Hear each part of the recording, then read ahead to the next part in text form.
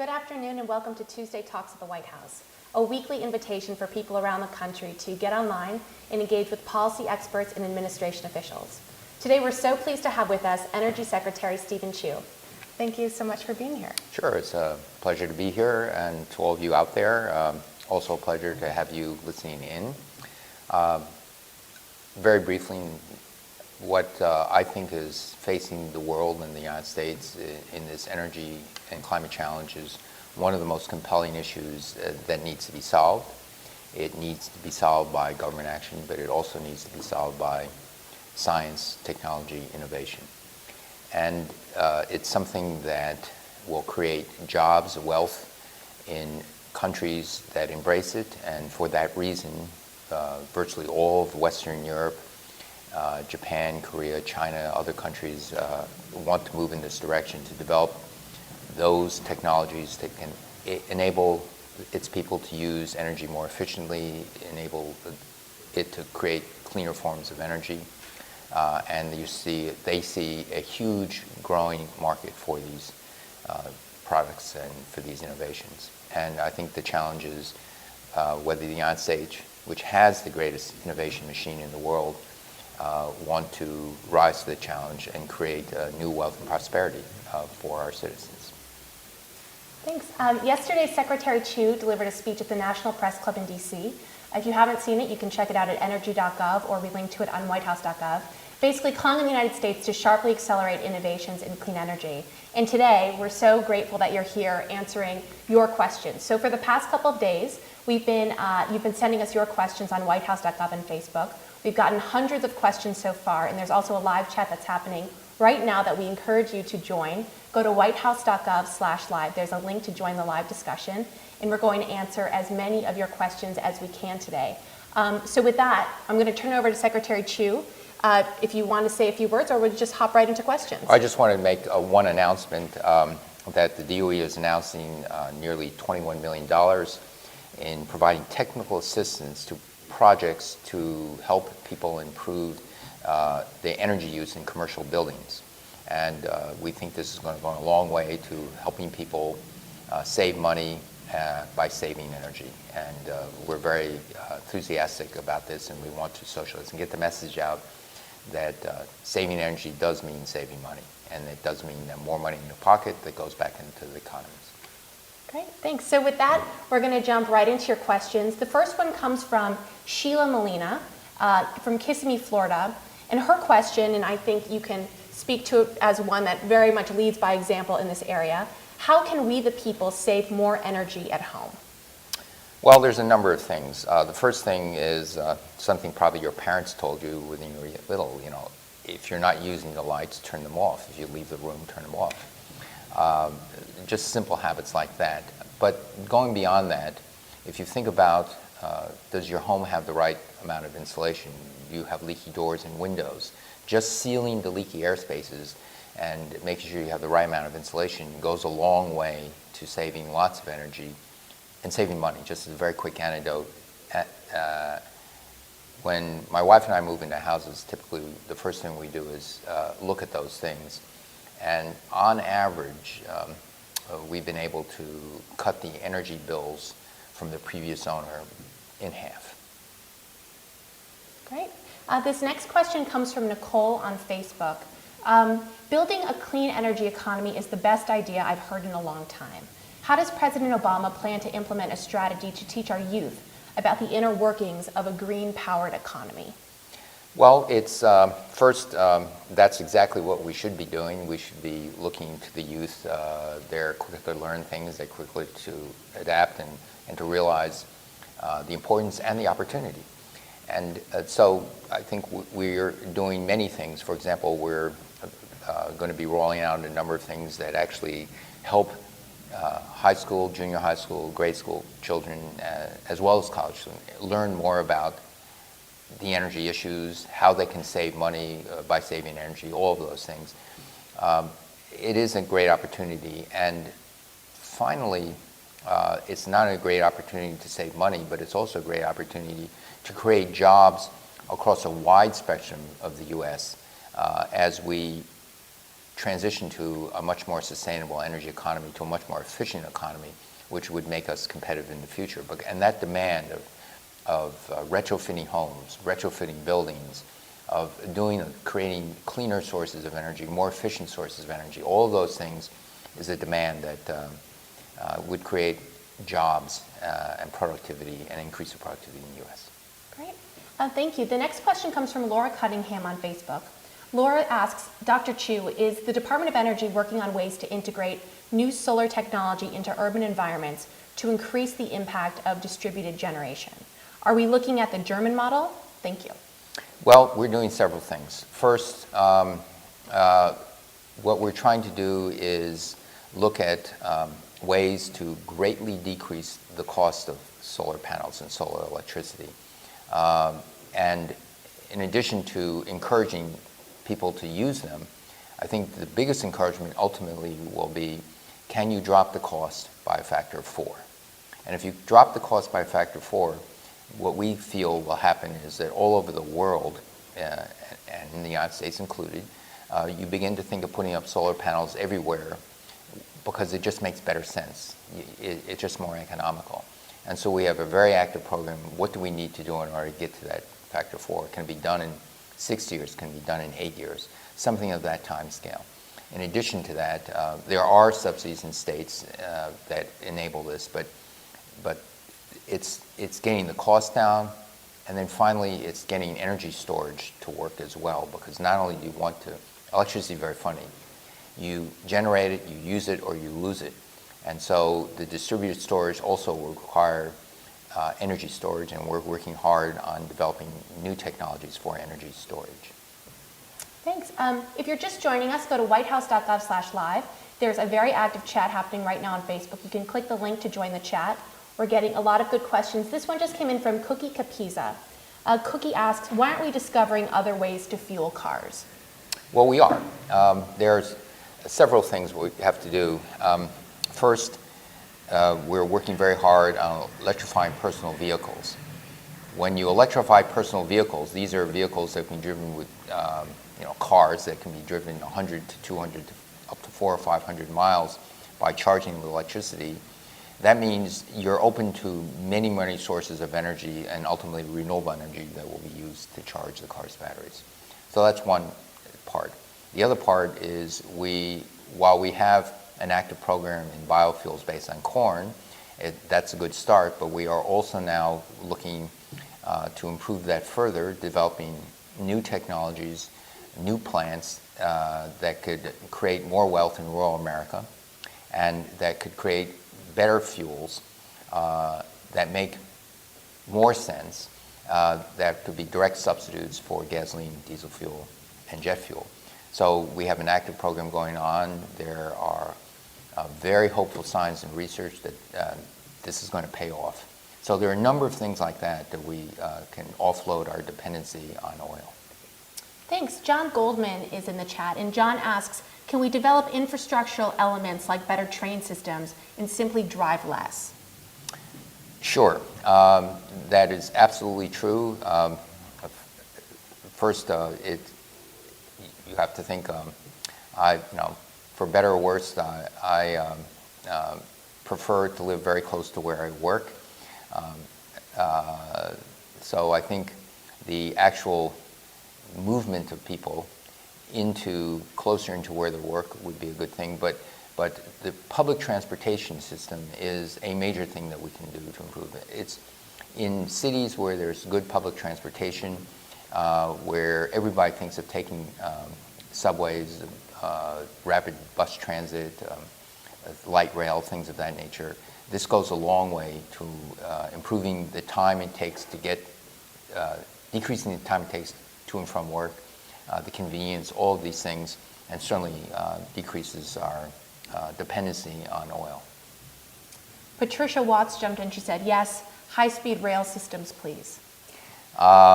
Sure. Well, I think what we have is an opportunity. First, the first route, in my opinion, would be Washington to New York to Boston. There's an Acela line there now. But by high speed, we mean the speeds that other countries are putting in. first with the bullet trains in Japan, then the TGV in France, and now the very high-speed rail in China, where the average speeds are being scheduled to be 220 miles an hour. So if you can imagine a 220-mile-an-hour train from New York to Washington, D.C., we're talking about a little over an hour to get there. But it's now center of city to center of city. Wouldn't that be a lovely thing? So you don't even think about, do I take a train? Heck, even 180 miles an hour. An hour and a half would be a staggering improvement. Sure would. This next question comes from Greer Haseman. Greer asked this on whitehouse.gov in Oak Park, Illinois. I'm worried about the old electric grid. How are we going to upgrade it in time to handle all the demand as we consume more and more power? Well, that's a good question. The grid is a collection of utilities, regional transmission organizations, things of that nature. And the person is quite right. We need to begin to upgrade the grid. We also need to upgrade it for a variety of other reasons, to manage two-way flows of renewable energy, to actually make it more robust so it's less susceptible to blackouts. And so these are things that are primarily going to be driven by the private investment, because these are privately owned. And the government is doing what it can to coordinate it, to help grease the wheels, to actually make this occur. There's tremendous opportunity both in growing renewable energy and making a much more reliable system. And we have to go forward on that. Okay, this next question comes from Darren O. Williams on Facebook.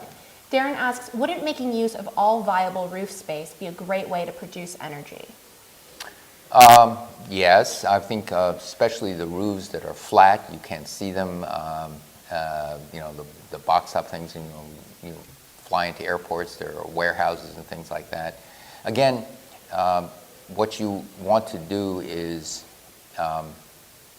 you encourage that, but the best encouragement for putting solar generation on roofs, especially flat top roofs, are the cost. And again, we're focused on getting the cost down to make it become automatic. There's other things. You want to be able to think of ways of making it so that when you build a home, the solar panels are integrated into the roof shingles, and that it becomes part of the shingle, and it becomes part of the architectural look and feel, and that people would be happy with. Those are other things. But these are things that architects, progressive architects, are now looking at solar panels as part of the facade of a commercial building. So there's windows and there's solar panels, and quite frankly, these buildings are going up around the world, and they, at least in my opinion, look quite attractive. Speaking of solar panels, James D. Sherrill asks, why haven't they put solar panels on the White House? Oh, they're doing that. It was announced, I think, about 2 months ago that they're putting not only photovoltaic panels, but also hot water panels on the White House. The next question comes from Eric Sammies, who asks, are we looking to hydrogen as an energy source? And what plans are there to keep energy costs down when electric cars become the mainstay? Well, there are plans, but you have to understand that hydrogen is a carrier of energy. And you need to figure out where the hydrogen comes from. Right now, we produce hydrogen by reforming natural gas, and we convert natural gas into hydrogen and carbon dioxide. It makes sense to use hydrogen as a fuel for longer distances, but as you convert the natural gas into hydrogen and carbon dioxide, you also need to sequester the carbon dioxide, ultimately because of the climate issues. But remember, it's a source, it's not a source of energy, it's a conversion. And in order to convert it, you have to be comfortable that you can make enough hydrogen, if not from natural gas, from renewable energy in abundance that can be used to create hydrogen out of water and other things. And so that's the issue. We are looking at that. That is certainly a possibility. And looking at as hydrogen for longer distance vehicles and batteries. And we'll see how the technology develops. And we'll not only see, we will be investing in that as well. Okay, if you're just joining us, go to whitehouse.gov/live. There is a live chat that's happening right now on Facebook where Secretary Chu is answering many of your questions that are coming in. This one comes from Tifa Schmidt. She asks generally, what are we doing to further research? Well, many things, and so all over the map. We're doing research on improving energy efficiency. Believe it or not, there's a lot of things by considering the entire system, the system being a building or a set of buildings or a city. You can make much better improvements than just by thinking about, let's say, the improvement in heating and ventilation and air conditioning or the improvement in lighting, that you can actually make larger savings, more than a factor of 2 better savings in energy and money by considering the system. So energy efficiency is a big deal, and we're looking into that and designing research programs to improve that. And then you begin to look at all the forms of energy we use. How can we get wind to be economical and make sense offshore? It means the turbine's got to last a lot longer, and they have to be improved, especially the reliability. Photovoltaics I already talked about. Nuclear power can be improved quite a bit. And everywhere along the line, wind, solar, nuclear, other types of, even fossil fuel plants where we can now capture the carbon dioxide and store it sequestered underground for indeterminate long periods of time will make those viable sources of energy as well. Great. This next question comes from John Paul Salvaggio. John asks, how can the U.S. government push alternate energy systems to help fuel the home, schools, and other public buildings where energy cost is an issue and becoming more available to consumers in the American and international markets? John goes on to give some examples: geothermal energy, rooftop wind turbines, and efficient solar cells. Sure. I think all those things have a great deal of promise. Let me talk about geothermal. You can talk about geothermal with, essentially large utility scale geothermal, which we are encouraging, pushing, and co-funding. But there's another form of geothermal which also makes a lot of sense, and that is when you build a home or a building, you can actually put plastic pipes that circulate water that go under the ground to 10, 12 feet. And you use the ground as a thermal source. Now, why does this make sense? Suppose you're in the Midwest, and in the Midwest it can get very bitterly cold, well below freezing, even sometimes below zero. But the ground stays at a certain constant temperature around, let's say, 60 degrees, something of that ilk. So it's better to use an electric pump to transfer the energy at 60 degrees to get it warmed up to whatever you want it to be. So say it's 50 or 60 degrees underground and you want it to be 70 degrees in your home. It's much more efficient to use that to transfer the energy from that source of temperature to a slightly warmer temperature. During the summer, when it gets to be 80, 90, 100 degrees, it's much better to use the ground source as the heat sink, because right now the air conditioners use the outside temperature as one reference temperature, and the inside, let's say again you want it to be, say, 75 degrees. And so that geothermal makes a lot of sense. It begins to pay for itself within several years. And that's something that exists now. There's a technology that exists, and it's not well publicized, but I think that makes a huge amount of sense. So that's one aspect of many types of energy that we can improve on and get the word out that it works. Great. The next question comes from Kurt Munz in the live Facebook chat. Kurt asks, what piece of the energy pie will be the biggest in the future? What piece of the energy pie will be the biggest in the future? By that I assume the person is asking what part of energy generation would be the biggest. Right now in the United States, it's a mix between coal and petroleum. Coal generates about 50% of the electricity, and about 36% of the energy is in the form of transportation fuel. We want to decrease those dependencies and transition more to, as I said, electric vehicles, renewable energies, Nuclear power has to be part of the mix. And biofuels, where you convert sunlight into transportation fuel. So all of those things, I think, we see as being a bigger part of the mix.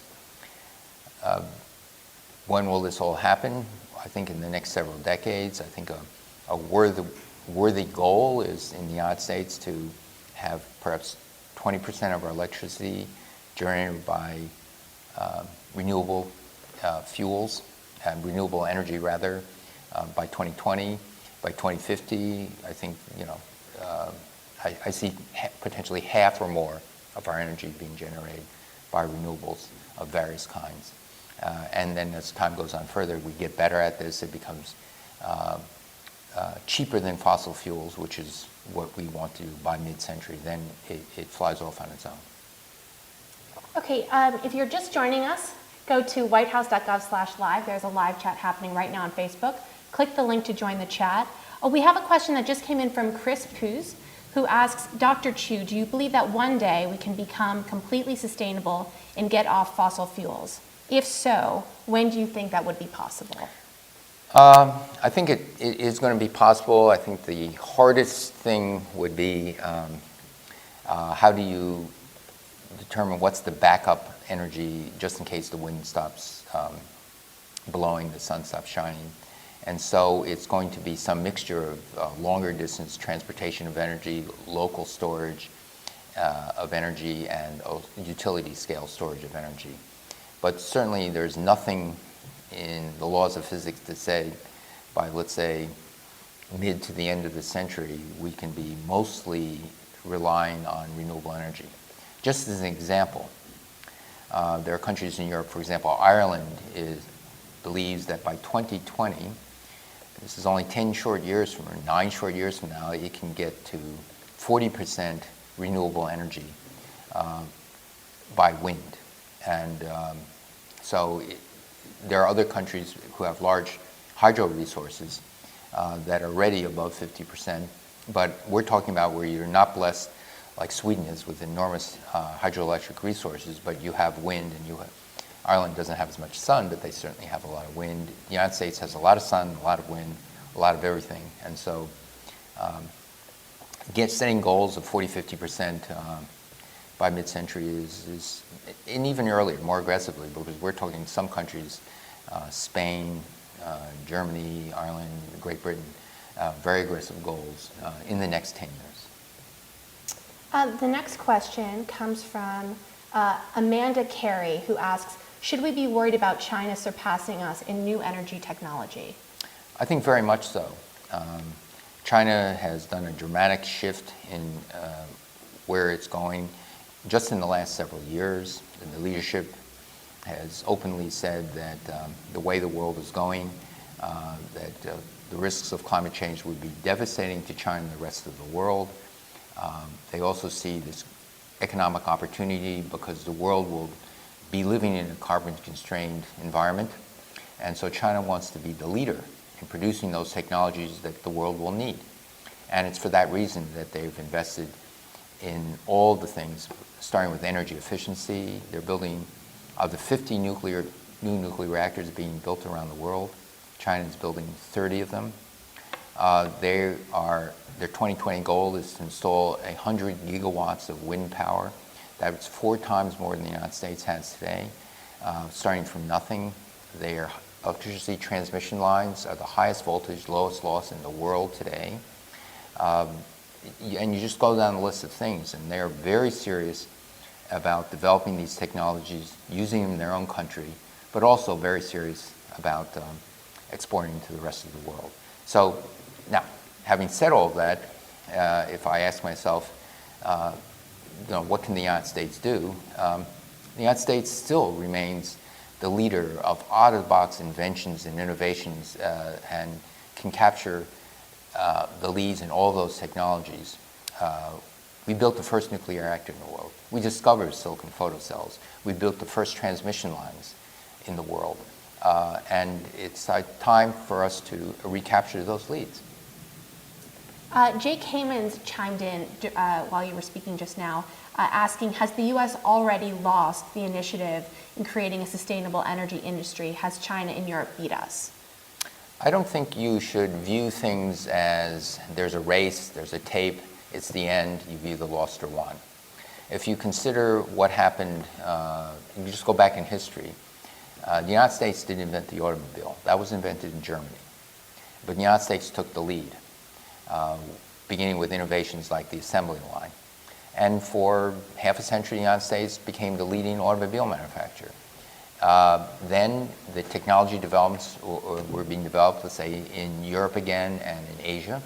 And we were no longer the undisputed leader in car technology, but we have an opportunity to get it back and working hard. Airplanes. The United States invented the first airplane, the Wright brothers. Very soon after that, the lead was lost to Europe. And then after that, the United States got it back. And now we're being challenged by Airbus. So leads come and go. So once someone else has the lead, the attitude is don't slump and say, oh, I've lost the race, now what do? Get it back. I mean, this sings right to the heart of a competitive spirit that's part of America. And there's no rule that says we can't. There's no rule that says we can remain the leaders in the areas we're in or capture the lead back in areas which we had in the past either invented or were the leaders, but it's transitioned away. So these ebbs and flows are something one should expect, but the last thing you want to do is say, nope, we've lost the lead, we've lost the race, the show is over. Thank you. If you're just joining us, go to whitehouse.gov/live, or you can join a live chat that's happening right now on Facebook. We just got a question from Agnazika Anna Mazur, who asks, is the U.S. attending the upcoming climate change conference, and how will we track the progress of our commitments in Copenhagen? Well, there was a Copenhagen Accord. First, the answer is yes, we are. I think the United States is moving forward. I think the Recovery Act, the stimulus funding, was a huge down payment in making our economy more efficient and developing new sources of clean energy. But we've got to continue this. And we in the United States should continue, as I said, a major motivating reason, if not the major reason, is that this goes directly to jobs in America and prosperity in America. And not prosperity 20 and 30 years from today, prosperity tomorrow and the day after. Because in the rebuilding of an efficient energy infrastructure that saves money, and because it saves money, it can pay for itself, we need to get going on this. Thank you. This next question is sort of a follow-up to that. Darlene C. Matthews asks, is there any prediction on the number of jobs by adding wind and solar and other clean energy? Do we know how many jobs that can bring to the U.S.? That's hard to say. But if you look, it really depends on what is the investment climate, what are the investment opportunities, how serious are the states and the federal government in setting the long-term goals that this is the direction we have to go in order to make ourselves more competitive, in order to diversify our energy supplies. And so it's really hard to say, can I say this is going to be, 1 million jobs or 100,000 jobs or whatever. Ultimately, this is something that touches every aspect of America. The rebuilding of its infrastructure, the transmission distribution lines, the buildings, the factories, the closing down all antiquated 50, 60-year-old power plants and making them the new ones more efficient and much cleaner. All those things are not only job creators, they're demand creators, and they make us ultimately more competitive because all of a sudden we will be spending less money producing things. We will be wasting less money by throwing away money in inefficient processes or inefficient buildings and homes. And so this could be 130 million homes in the United States, of which 80, 90 million homes could use an energy retrofit. That's a huge, and buildings are similar, huge opportunities both to save money and to create jobs. So this is a question that came in from Julie Moskal. She asked on whitehouse.gov. We've known about clean energy for decades. Can you give us a believable answer as to why we haven't taken steps in all that time to make our country more energy efficient? Well, we have taken steps. When President Obama became president, he announced that the goal would be the doubling of renewable energies in 3 years. We're on target to meet that goal. We are moving ahead in many things. We've improved the mileage standards of automobiles. We're ever improving the appliance efficiency, lighting, homes, buildings, all of those things. And we're in the throes of installing not only wind but solar, geothermal, all of those things. And so we're moving. Do we need to move faster? I'm always thinking, yes, we do, but we are moving. It's not like we're standing still. Again, it's overall, the most important thing is for Americans to realize this is in our best interest, in our best economic interest in the future, to move in this direction. Thank you. This is going to be our last question. This comes from Grant Smolin in Los Angeles, California. I'm a senior at UCLA and I want to pursue a career in clean energy when I graduate. What are some of the best avenues to take for young people who want to do this? A number of people have been asking about sort of the career path and what that looks like. Well, it really depends a lot. First, I applaud you for thinking of doing this because it is certainly a career that has a very bright future. But it should be decided on your personal likes and dislikes, what you believe are your talents in the various aspects, because the energy problem and challenge could use better policymakers. It could use people who are good economists. It could use a lot of people, and of course it could use a lot of engineers and scientists. And so it really depends on what your talents are. Now, suppose you're multi-talented and can do anything you want. In that case, go into physics. Well, thank you for that. One more question, if you don't mind.